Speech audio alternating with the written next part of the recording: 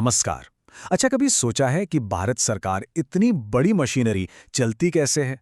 मतलब इसके पहिए घूमते कैसे हैं? आज हम ठीक उसी इंजन के अंदर झांकने वाले हैं जो ये सब चलाता है। और ये इंजन है हमारे संविधान के दो बहुत ही जरूरी आर्टिकल्स। तो चलिए शुरू करते हैं। तो सबसे पहले एक सवाल, सरकार जो भी फैसले लेती है, जो भी काम करती है, वो आखिर किसके नाम पर करती है? प्रधानमंत्री के, संसद के या फिर किसी और के? ये सवाल ना हमें सीधे राष्ट्रपति की औपचारिक भूमिका तक ले जाता है। मतलब वो जो कागज पर सरकार के मुखिया हैं। और इस सवाल का जवाब हमें मिलता है आर्टिकल 77 में। आप इसे ऐसे समझ सकते हैं कि ये सरकार का ऑफिशियल चेहरा है। मतलब एक ऐसा संवैधानिक नियम जो ये पक्का करता है कि सरकार की आवाज हमेशा एक ही हो। तो आर्टिकल 77 कहता क्या है? ये कहता है कि भारत सरकार की हर एग्जीक्यूटिव एक्शन, मतलब हर कार्रवाई, राष्ट्रपति के नाम से ही की जाएगी। एक तरह से ये आर्टिकल राष्ट्रपति को देश की कंपनी का चेयरमैन बना देता है। वो नाम के प्रमुख हैं, नॉमिनल हेड। सरकार का हर काम, हर ऑर्डर कानूनी तौर पर उन्हीं के नाम पर जारी होता है, चाहे असल में फैसला कोई भी ले रहा हो। अब इस आर्टिकल 77 के 3 मेन पिलर्स हैं। पहला तो ये कि सारे काम राष्ट्रपति के नाम पर होंगे, ये तो हमने देख लिया।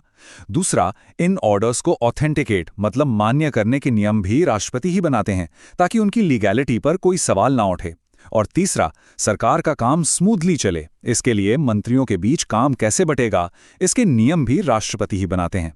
तो कुल मिलाके ये एक ऑर्गेनाइज्ड और लीगली साउंड एडमिनिस्ट्रेशन पक्का करता है। तो इसको ऐसे भी कह सकते हैं कि आर्टिकल 77 सरकार के काम के लिए एक ऑफिशियल ऑपरेटिंग सिस्टम की तरह है। यही वो ओएस है जो पूरे सिस्टम को एक ढांचा, एक अथॉरिटी देता है। ठीक है, तो ये तो हुआ ढांचा। अब बात करते हैं इस मशीन के अगले गियर की। अगर आर्टिकल 77 ऑपरेटिंग सिस्टम है, तो आर्टिकल 78 वो वाइटल कम्युनिकेशन लाइन है। मतलब वो तार है जो इस पूरे सिस्टम को असल में काम करने लायक बनाती है। आर्टिकल 78 ये प्रधानमंत्री की संवैधानिक जिम्मेदारियों को बताता है, खासकर राष्ट्रपति के साथ कम्युनिकेशन को लेकर। और ये साफ कर देता है कि प्रधानमंत्री का राष्ट्रपति को इन्फॉर्म करना कोई कर्टेसी नहीं है, कोई अच्छी आदत नहीं है, बल्कि ये उनका कॉन्स्टिट्यूशनल ड्यूटी है, मैंडेटरी है। तो प्रधानमंत्री के कर्तव्य क्या-क्या हैं राष्ट्रपति के प्रति? पहला, काउंसिल ऑफ मिनिस्टर्स यानी मंत्री परिषद के सभी फैसलों के बारे में राष्ट्रपति को बताना। दूसरा, अगर राष्ट्रपति एडमिनिस्ट्रेशन या कानून से जुड़ी कोई भी जानकारी मांगते हैं तो वो उन्हें देनी होगी। और तीसरा, जो कि बहुत दिलचस्प है, अगर किसी एक मंत्री ने अकेले कोई फैसला ले लिया है तो राष्ट्रपति के कहने पर प्रधानमंत्री को वो मामला पूरी काउंसिल ऑफ मिनिस्टर्स के सामने विचार के लिए रखना होगा। तो इसका मकसद क्या है? सीधा सा मकसद है ये सुनिश्चित करना कि देश के संवैधानिक प्रमुख यानी राष्ट्रपति को कभी भी अंधेरे में न रखा जाए।